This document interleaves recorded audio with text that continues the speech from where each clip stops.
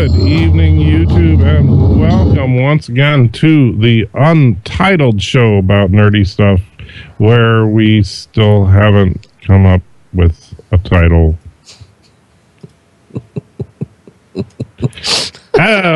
With me, as always, is Tim. Tim, how you doing on this fine evening?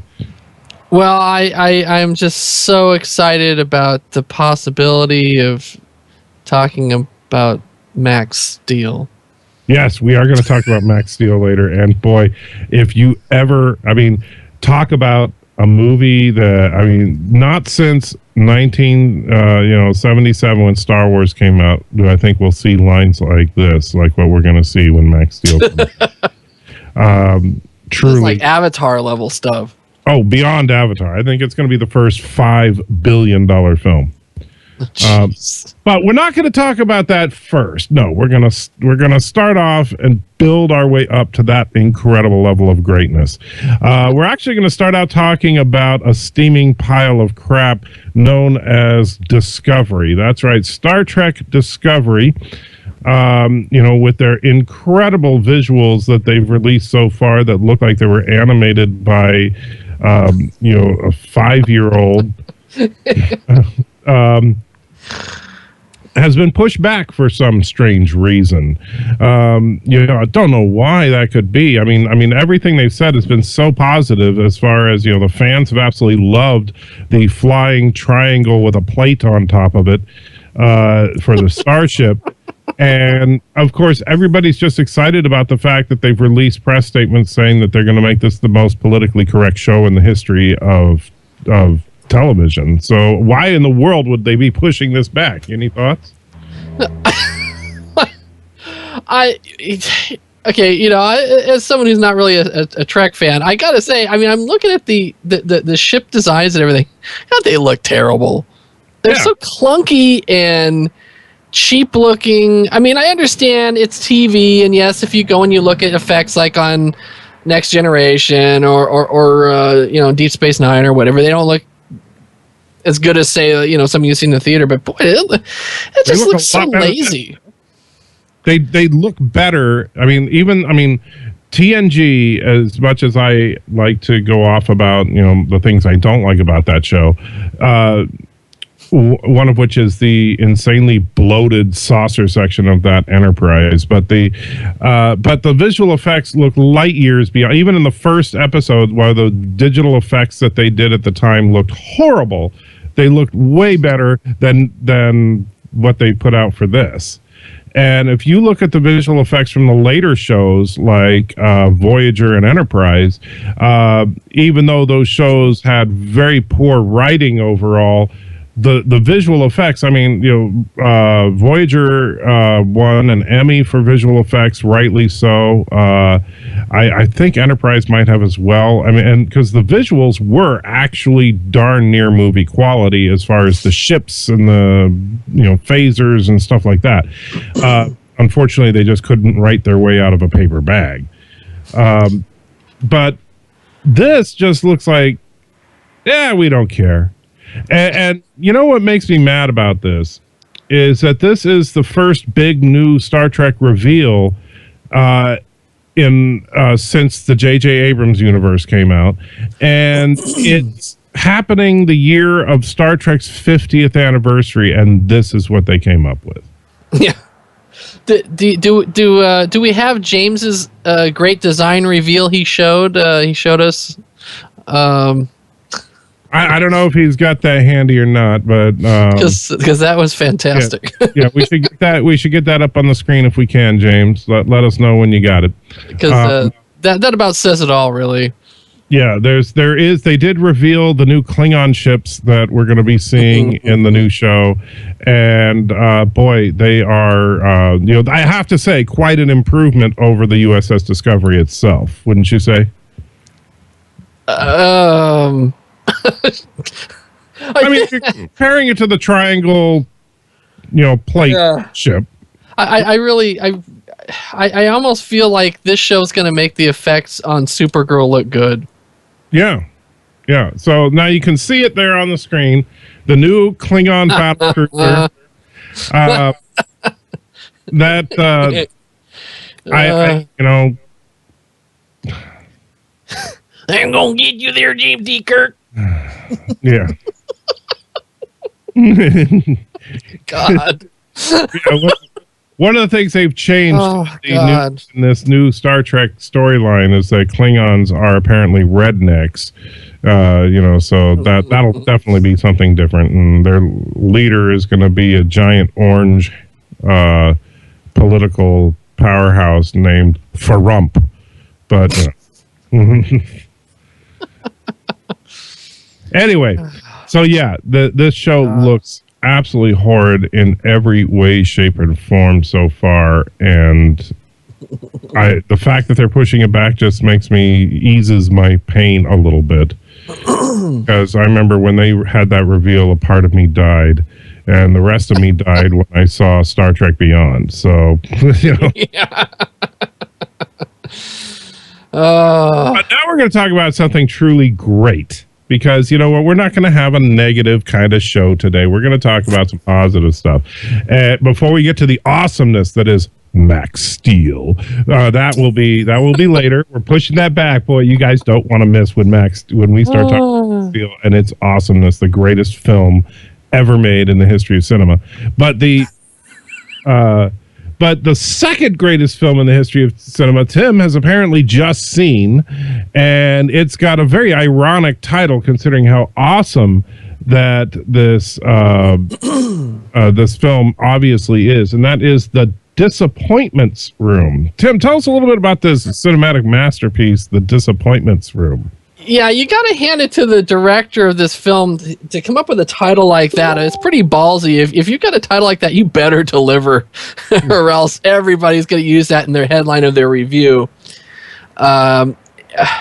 Okay, what we have here is an incredibly cliched story that's been done a million times. It's a woman who has had mental illness issues in the past, so her and her husband moved to the country to this old house that's got rumors of being haunted. It's, that's what you do as someone who's recovering from mental breakdowns. And of course, she sees all these horrible ghostly things happening that nobody else sees, and basically what it comes down to is like, is she crazy again? Is it the house? Is it a combination of both? But there's nothing new here. It's just so leaden and unoriginal, and they even have the balls to throw in a couple of homages that are just embarrassing. There's an homage scene to a particular scene in the Mario Bava film Kill Baby Kill, which is looking down a spiral staircase, and also throwing in from that film this child with a rubber ball. If you've ever seen that film, you know what I'm talking about. And then they throw in another thing that's kind of an homage to Deep Red, and yet, with the exception of one scene, there's absolutely zero reason for this to be rated R. I think there's one F-bomb in it, and you can get away with a PG-13 with that. And it feels like they threw in this one gore scene at the very, very end because they felt they had to get that R rating. And while it's happening, it's going through your head. You know exactly what's really going on. I'm not going to give away all the stuff from it because it's just dumb. But you know immediately that it's not really happening. And I'm absolutely puzzled why this film was made at all. Because if you're going to take a time-worn story and do absolutely nothing new with it, what's the point? Kate Beckinsale's great. She's a great actress and everything, but she totally phones it in here. Kate Beckinsale phones it in? Yeah. And then you've got, I'm forgetting the actor's name, but he was from Simon and Simon and Major Dad. he plays this ghost of this evil judge, Blacker, from around the turn of the century, and he must have filmed this in one day for the amount of the amount of scenes that he's in. They give really Gerald McCraney, thank you. He gives zero. They give zero background on his character. Everything is just barely touched on to give you any sense of the history of the house. When you have a Haunted Mansion movie, and I discussed this on my podcast, anytime you have a Haunted Mansion movie, the thing that is most important is to make the haunted house a character unto itself. And there is absolutely no attempt to do that in this film. You only get really one or two full shots of the house on the outside, and that's it. You don't really get to know the house. There's no, with the exception of the room, the supposed secret room, which is known as the disappointments room. With the exception of that, there's nothing that stands out about this house. There's nothing overtly sinister about it. There's so many logic problems. It's going to go on my list of the worst of the year because it is a huge zero. So what you're saying is that it is a cinematic masterpiece. I'm saying that Jim would love it. Jim would love. Well, Jim's already told me that I should see it, but I told him that I was busy, doing things to my cat with a fork. But you know what? Now we've been keeping people in suspense for too long, and there is a trailer that dropped a little while ago. Tim and I didn't have a chance to talk about it before. Truly, what looks like could be the single greatest film ever made. Did Tommy Wiseau direct it? No, amazingly enough, no. That film is Max Steele. Now, for those of you not in the know, Max Steele is actually a Canadian cartoon. So you know it's good there, because... So Firefly is all over this. Yes. And it's about a kid named Max and this stupid thing called Steel and that wraps around him and becomes like an Iron Man suit thing. Yep. And here's the thing is, when you see the actual armor, it literally looks like a ripoff of Iron Man. I mean, it's even got a glowing circle in the chest. It looks like a cross between Iron Man and a Power Ranger. Yes. Now, the interesting thing about this trailer is that the visual effects actually look interesting. The visual effects actually look pretty darn well executed, nicely done. Very, very. It doesn't look like a cheap production, but everything else about the film looks like it was made for the Disney Channel. Yeah. That's good. Yeah. It's like, hey, I'm on the Disney Channel, so I'm going to act all the time by smiling at the camera, and then you have, for some reason, and granted, neither of us have watched the cartoon, so we don't really know the backstory on this character or anything. But what you can tell in the trailer, apparently his dad was a psychotic and experimented on his son, giving him some kind of energy manipulation superpowers.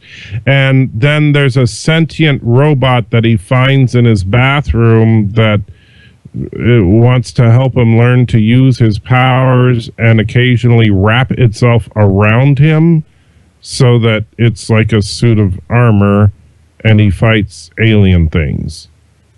Yeah. That's what it seems to be. I mean, did you get anything else out of it? No, it's like I told you when we were watching it. It looks like one of those YA novel thing. It's teen Iron Man. The little flying robot. It's Tony Stark Jr. the movie. Yeah, if he wasn't rich or super smart. And then, like, the little robot guy's name is Steele. And his name is Max, and together they're Max Steele. Don't you get it?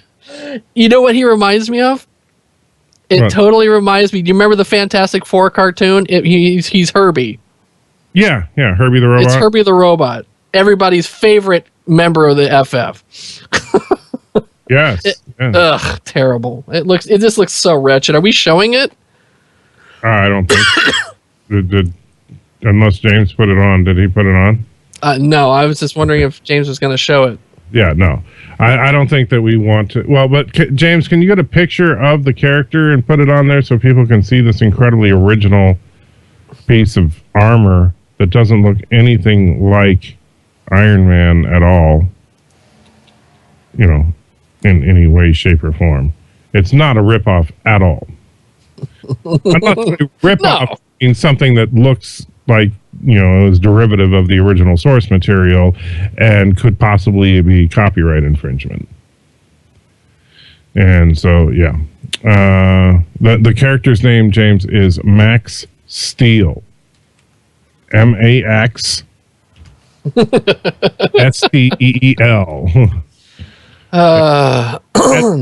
It's funny because I just did a quick search for images on it, and the original Max Steel, his chest has some stuff on it, but it doesn't look as much like an Iron Man ripoff. If you do a quick Google search for Max Steel, what comes up first is stuff from the animated series. Right. And there it is in all of his lovely glory. Although I think that's not the one from the movie. The cartoon one looks much more like a Power Ranger ripoff. Yeah. But yeah, so apparently he has superpowers, but at the same time his robot friend wraps around him for some reason and stuff. So he can fly and stuff. Yeah. So yeah, there he is in all his glory. I'm wondering what the budget for this thing was, and I guarantee you it is not going to make that back. Yeah, well, the budget was more than $1 million. Yeah.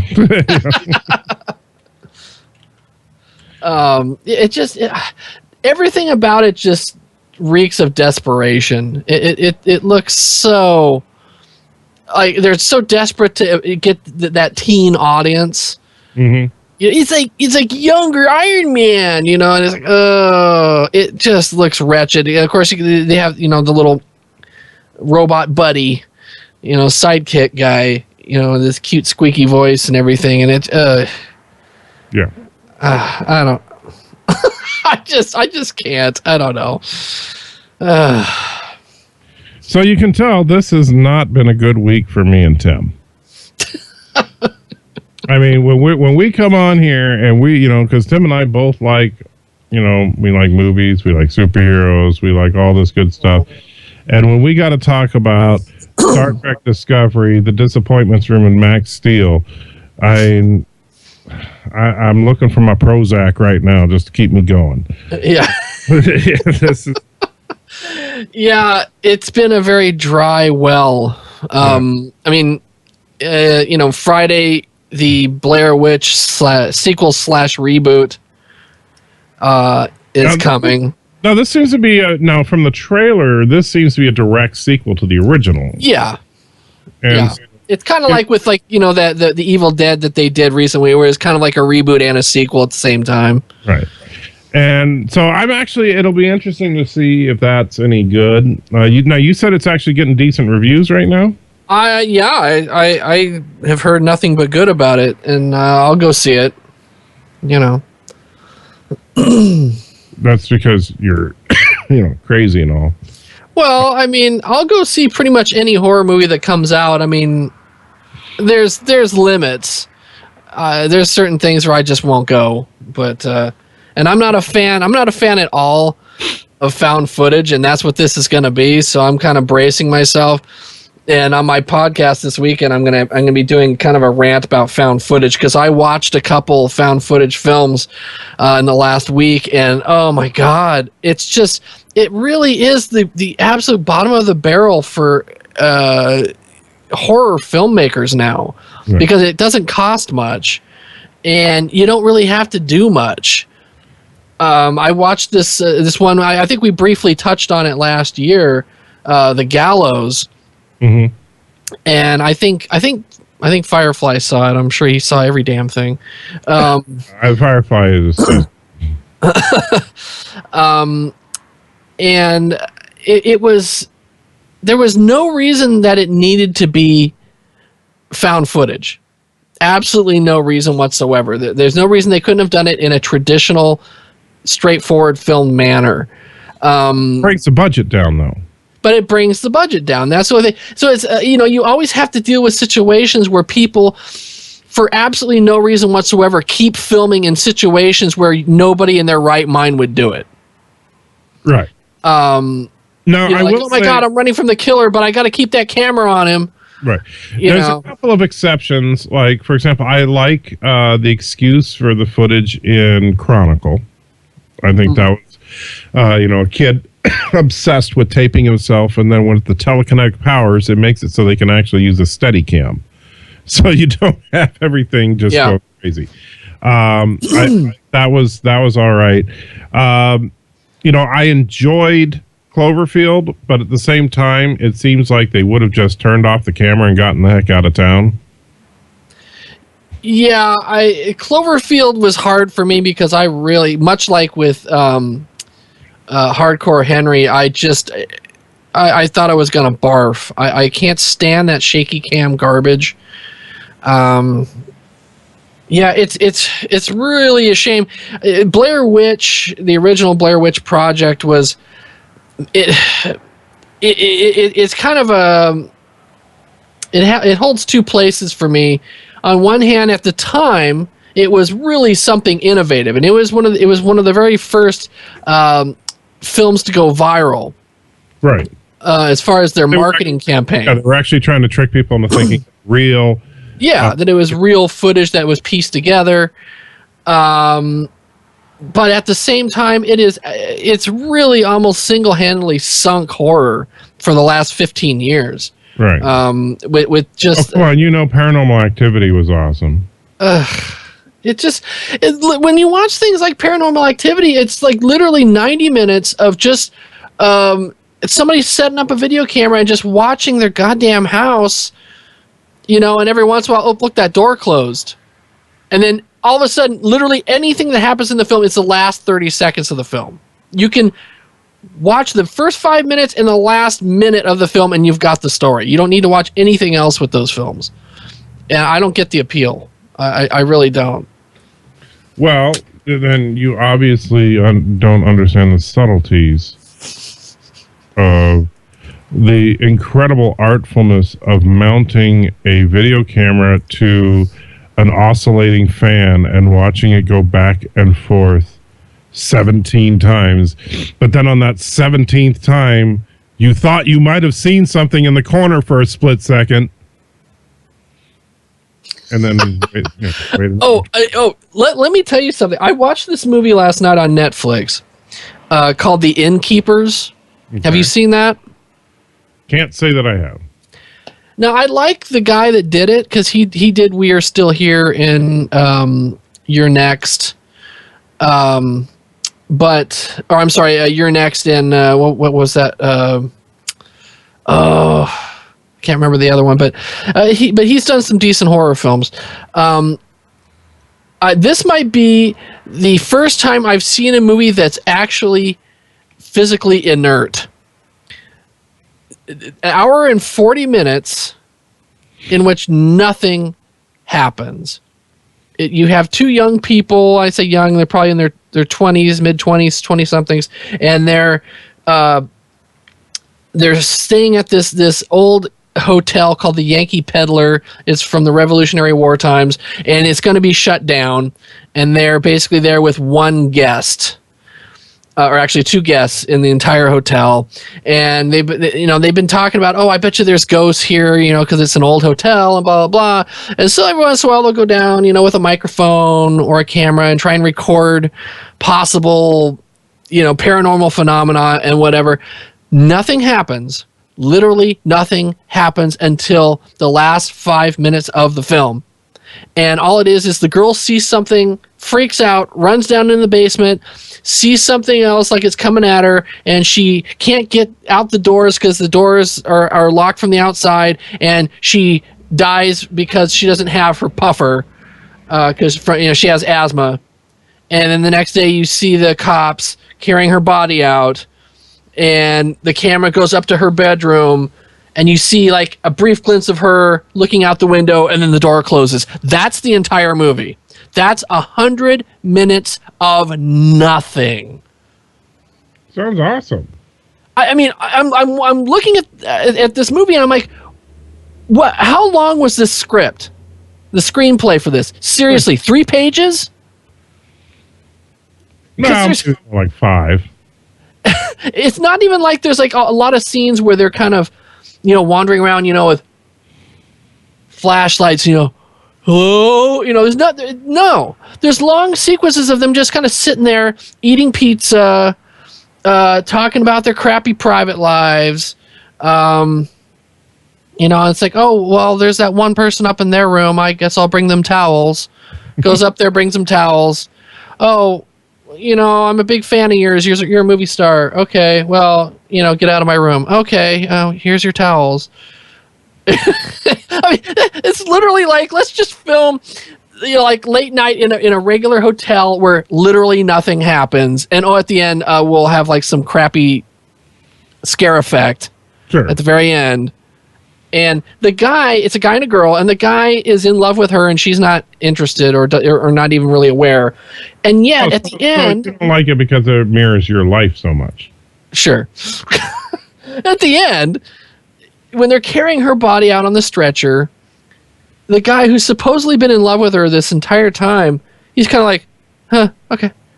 It just... This guy, I don't know if he's incapable of registering emotion or what, but there's literally no reaction from him that this girl he's in love with is now dead. 100 minutes of that. Why would he care about that? Don't feel bad about dead hookers because they're already dead inside. See?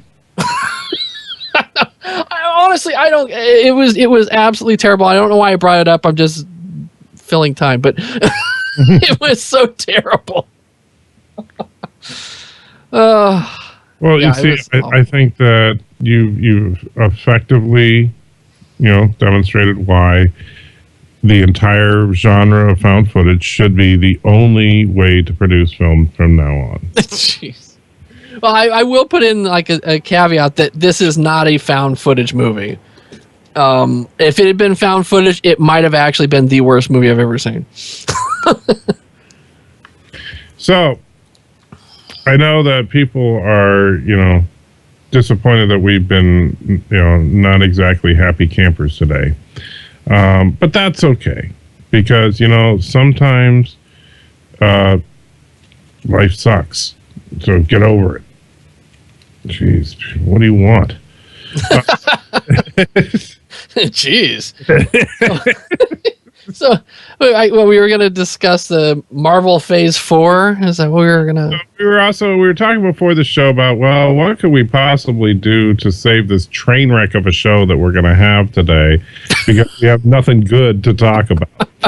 And so we said, well, you know what? Let's do at least one positive thing. And that is, obviously both of us are very much looking forward to Marvel Phase 4. And Max Steele. Yeah, well, Max Steele probably more than any other film ever.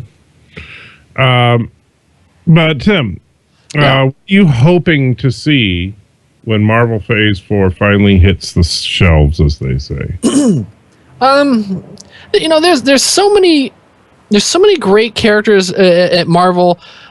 There's most of the big ones actually obviously have been done so far with the Avengers, and now with Doctor Strange coming, and Luke Cage at the end of the month on Netflix.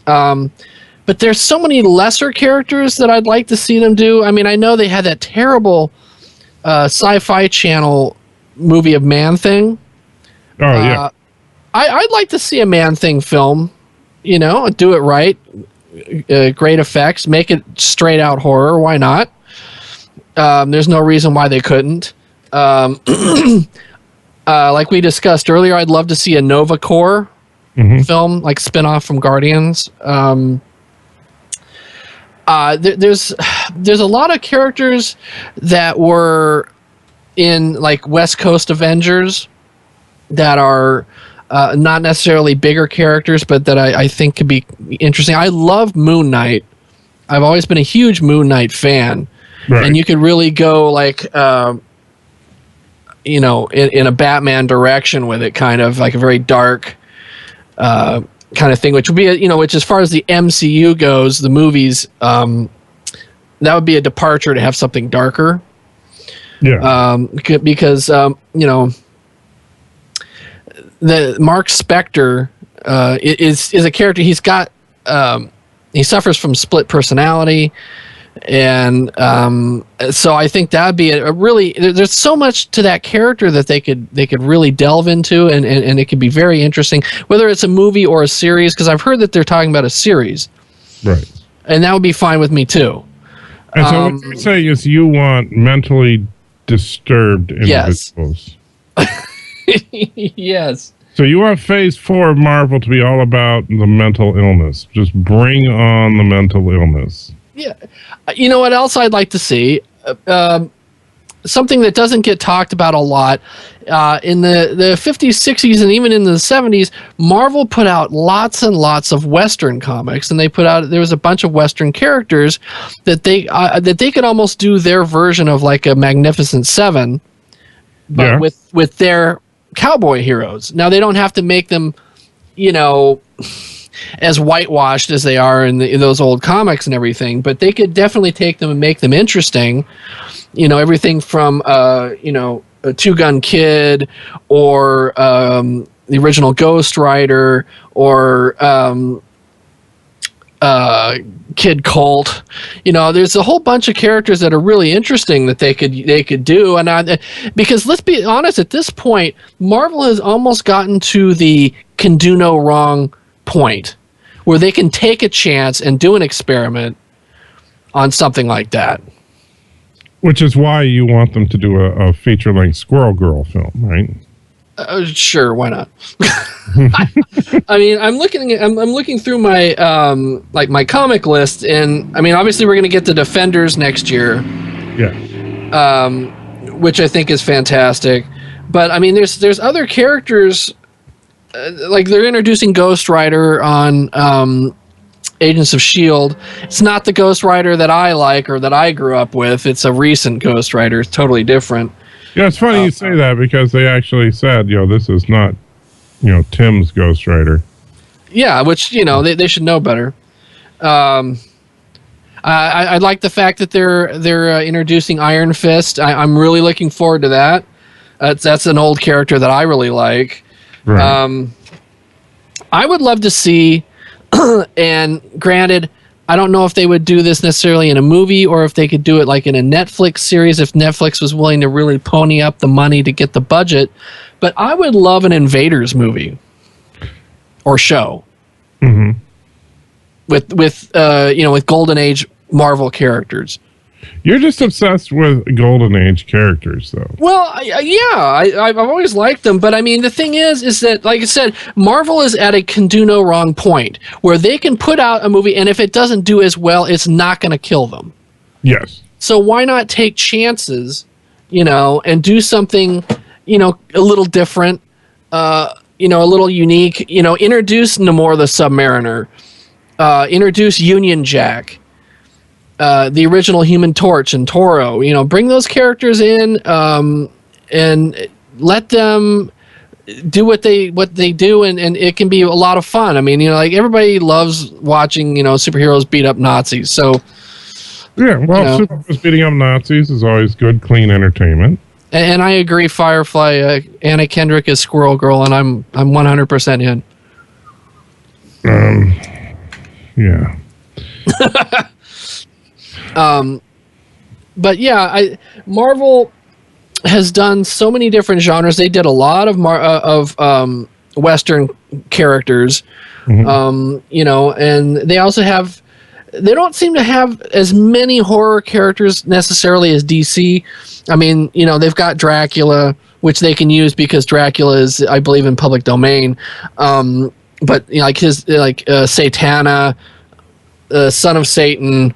So you want mentally disabled and satanic? Yes. Morbius. Morbius would be a great character to do.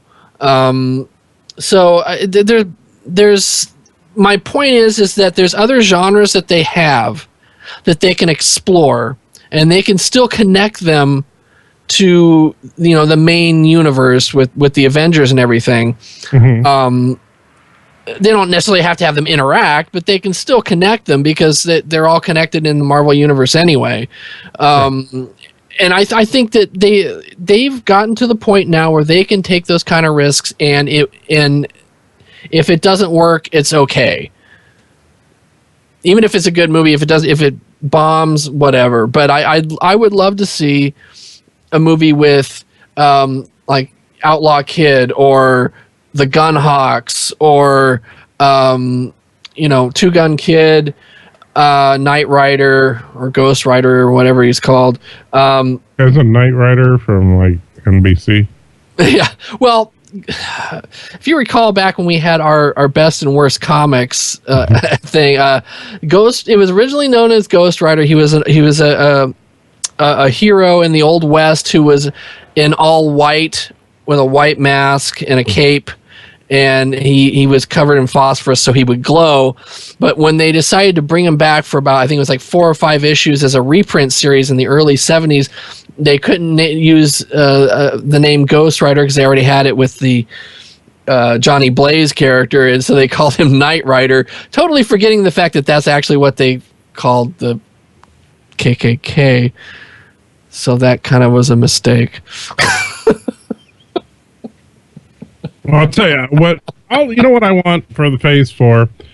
They can do all the stuff you talked about. Yeah. But what would make me be happy as a clam would be if Marvel would just get the frickin' rights back from Fox for X-Men and Fantastic Four. I say both X. I say, look at this. Universal, and this is a fact, and a lot of people don't understand this, but Universal owns the rights to the Incredible Hulk. Yeah. They were smart, and they said, you know what, Marvel? Even though we own the rights, so we'll license him back to you. And that's what they did with Mark Ruffalo and the Incredible Hulk.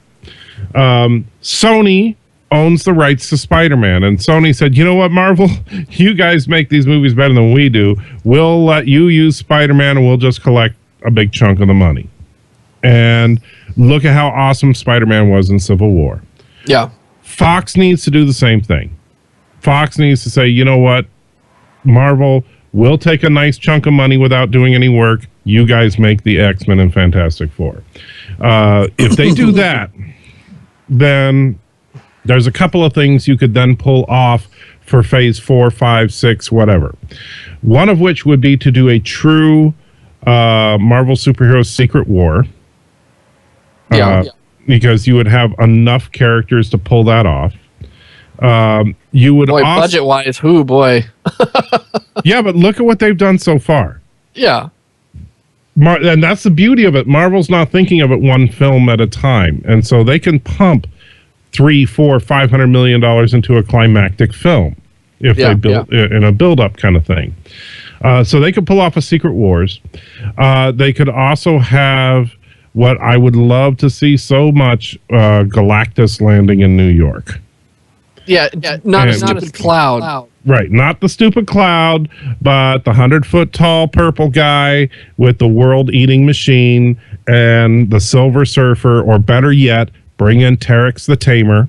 Blastar. Terex was my absolute favorite of all the heralds.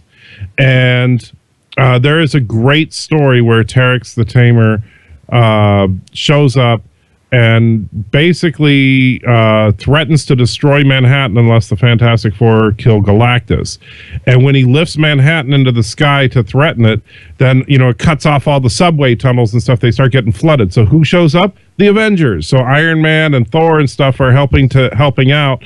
And then Galactus shows up, and we get the Fantastic Four, the Avengers, Daredevil, and Spider-Man and Doctor Strange all fighting Galactus. Man, what a movie that would make. Gives me goosebumps just thinking about that. But, that's what I want. That's my big one. I'm really hoping that Doctor Strange is a big hit because I've always loved Doctor Strange, and he has such great villains, and all the interdimensional stuff, especially if he faces like Dormammu or Nightmare, any of those kind of characters. There's so much potential for such an interesting landscape visually that we don't normally see in the other Marvel Universe films. Yeah, and so I think Doctor Strange coming in this fall, and boy, I'll tell you that I got the Civil War Blu-ray, and there's a nice little Doctor Strange preview, like a little vignette where there's some interviews and stuff like that. And it looks so good. It just looks like it's going to be, because it's going to be so radically different than everything we've seen. But Kevin Feige on the Blu-ray thing was even talking about, what we've started out. We have our ground street level superheroes with the Netflix universe and stuff like that. We have our cosmic adventures with Guardians of the Galaxy and Avengers, and now we're going to start moving into the realm of the supernatural with Doctor Strange, and they're just so perfectly just expanding it out rather than constraining it to here's our formula, let's make it work. Yeah. And that's what I like, is that there's some formulas to a Marvel film, but at the same time, they are modifying it to fit the characters. And that's why, like movies like Ant-Man were so fun, because it was so different than the rest of the Marvel films. Yeah. Guardians of the Galaxy blew everybody away. Nobody was expecting that. A comic book that I collected, I have every issue of, and it was only like 18 issues, I think, in the 70s.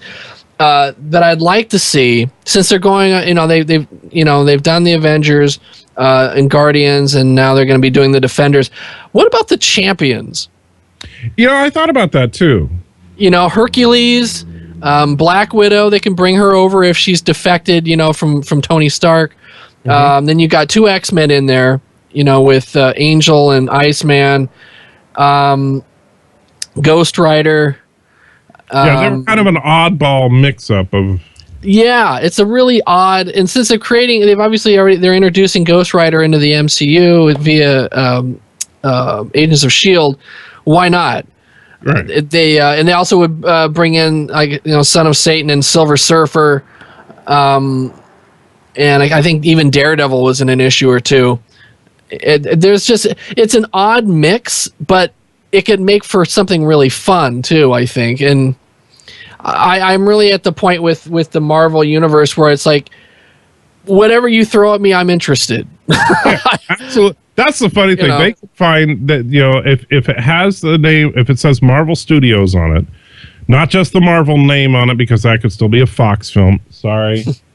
But the non-Fox Marvel films, yeah, I'll see it no matter what. I mean, you could come out and say, Poop Girl, the movie, and it's like, yeah, it has the Marvel logo. It's got to be awesome. I'm going to go see it. Yeah. The power is to take you into a champagne room for $20. Well, you see, what happened was, let's see, you have to come up with a name that has 2 identical initials, because that's the Marvel way. So we'll say Candy Cane. Okay, Candy Cane. Great name. KK, Candy Cane. Candy Cane, yeah, spelled with a K, was just an ordinary stripper. And then after a rough night, she went home, sat on the toilet, and was bitten by a radioactive poop. Oh my God. And now I have this vision of James tearing his hair out at this very moment. I think James is getting going. That could be good. Yeah. But that's the funny thing is that you could make that, and if it had the Marvel name on it, people would go see it probably at this point. Because it could actually work. Now, granted, they already tried to do that once. It was called Fant Four Stick. Which is all the more reason why Fox needs to get out of the superhero business completely. Universal was the first studio to wisen up and realize that Marvel just does everything better, and the other studios need to follow suit with that. Speaking of good, bad, and indifferent, Tim. Yes.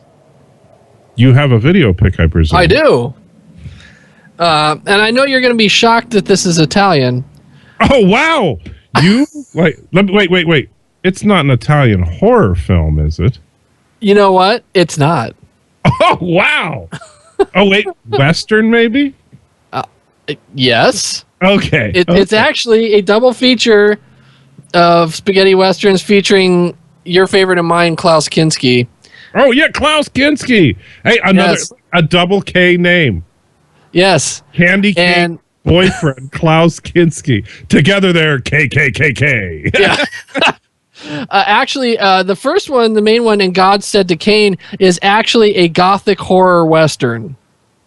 Because his character is like an avenging angel that's coming to get revenge. It's kind of like, if you remember, like Pale Rider,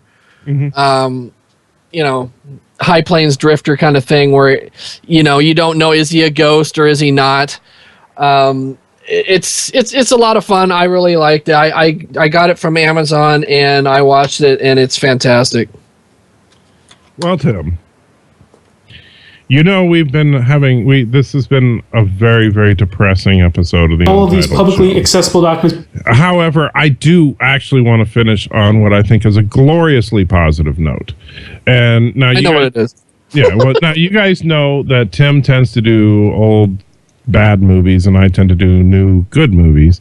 But today, or not today, but technically yesterday, not only was my absolute favorite film of the year released on Blu-ray, at least my favorite film of the year so far. However, 2 of my favorite films of the year so far were released on Blu-ray yesterday, and I had to pick them up. So I'm doing a twofer here.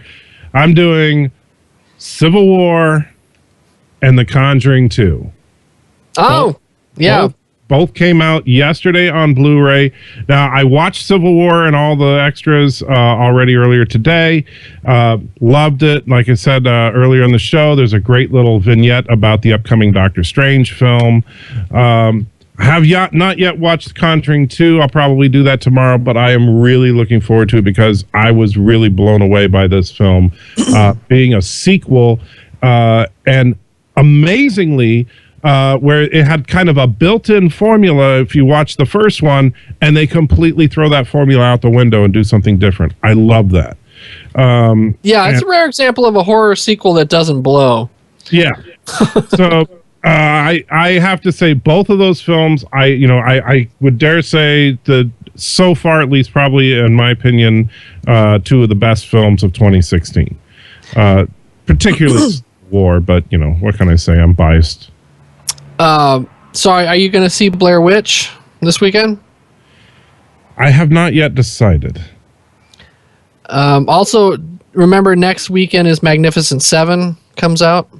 I'm kind of torn on that one too. I'm going to see how the early reviews come out on it, because it's like, is it just the politically correct version of the Magnificent Seven? Which, and I know some people say, well, you don't need to remake a classic. Well, the original Magnificent Seven was a remake. Yeah, Seven Samurai. Right. And Seven Samurai was a classic. If you have not seen it, yes, it's a painfully long film. Was it like 4 hours or something? It's pretty long. But it is an incredible Japanese film. If you have not seen Seven Samurai, own it. Yeah, I own it as well, and you owe it to yourself to watch that film. What's his name? Kurosawa is the director, I believe. Akira Kurosawa. Yeah, and it is just a beautiful one of my favorite black and white films as far as cinematography. Yeah. And it's a beautiful film. The story is the same as the Magnificent Seven, but Magnificent Seven obviously ripped it off from Seven Samurai. This Magnificent Seven, I mean, it looks more quote unquote diverse than the original. That, you know, I don't really care one way or the other, but if it's done just, I mean, because like, let me put it to you this way. You're in an Old West movie and you have a main character who's a black guy. If there's not an issue with him being a black guy in the Old West, and then I'll take issue with the film. You know what I mean? Like, at least like movies like Django Unchained and other movies, they deal with it, right? Yeah. And because obviously if you're talking about 18th, 19th century America, a black person being a free individual is a very rare thing, number one, and someone who is going to catch a lot of problems just because of his race. And what I could see, because of the plot structure of the Seven Samurai and the original Magnificent Seven, is that could be why he's helping them, is because he's looking for a place where he'll be accepted. If they do something like that, I'll say brilliant. That makes sense. If they just ignore the fact that he's black and whitewash it, I will be incredibly pissed off about that. So, we'll see. Well, yeah, if you remember Wild Wild West, when they had Will Smith cast in the Robert Conrad role. Right, and they never mentioned anything about Will Smith being black. Well, I mean, Kenneth Branagh's villain did. Right, but it's like nobody else did. Yeah, and the fact that he's like this high-ranking secret agent. Mm-hmm. I mean, when we both know that they segregated the military up until World War II. Well, in World War II, I mean, well, think about the Tuskegee Flyers. Was that World War II or World War I? The Tuskegee Flyers. I think that was World War II, wasn't it? Yeah. And they were a segregated air unit. Yeah. You know, so yeah, it was. To think that they would have like a black guy be President Grant's trusted, guy. That is like, come on, that's just.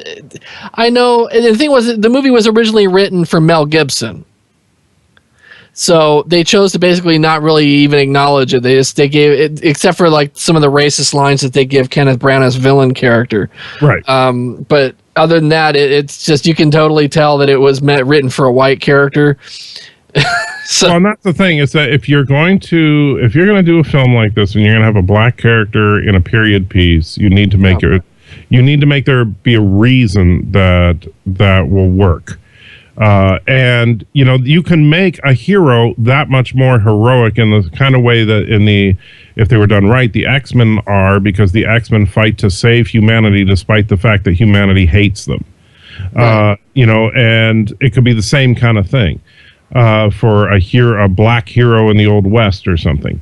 But yeah, when you whitewash it and you just pretend it's not really an issue, then in my opinion, you're doing a disservice, because you're kind of painting this image like, no, not everybody was racist back then. Yeah, they pretty much were.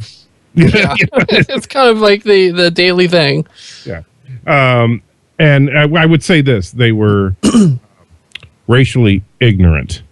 Not maybe not racist, but racially ignorant is a better term. So we shall see. We shall. Are you a fan of American Horror Story? That starts tonight. I am not watching this season. I refuse to. I never could finish Hotel. I thought Lady Gaga's performance was. She was terrible. Yeah, she was abysmal, and she is back. And also, no, I can't believe I'm forgetting her name. Jessica Lange? Thank you. Jessica Lange is not coming back, I understand. No. And she was, in my opinion, one of the best parts of the first couple of seasons. So. Oh, yeah, I think she won 3 Emmys for it. Yeah, and so for her, and I understand if she's done doing the show because, she's an older lady and she needs to take a break and she wants to retire or whatever she's doing. That's her choice. That's her career choice. I have no problem with that. But the show will suffer as a result. And the fact that they brought in Lady Gaga last season to kind of be the big lead lady and just, I'm sorry, but. And then she won a damn Golden Globe. Why? I know. I don't know. The same blank facial expression, the same monotone delivery. She was absolutely god awful. As far as I'm concerned, I started out as a fan of American Horror Story. I loved season 1, but for me, every single season after that went down the toilet in quality. It went down, down, down. And the breaking point for me, and I think we discussed this last year when it came on, was the scene in the opening of the first episode of Hotel, where Max Greenfield gets anally raped with this friggin' dildo, with this studded dildo thing. And it's like, you know what? I'm done. That's not entertainment for me. And so on that happy visual note, we're going to wrap up the show today. You're welcome for that visual, everyone. Yeah, thank you. That really made my day. I thank you, Tim. But this has been the Untitled Show about nerdy stuff. Thank you for joining us once again. And we may or may not be on next week, depending on how things go, because we have some kind of scheduling conflict or something. More information on that as we approach. But until we see you next time, we still don't have a name.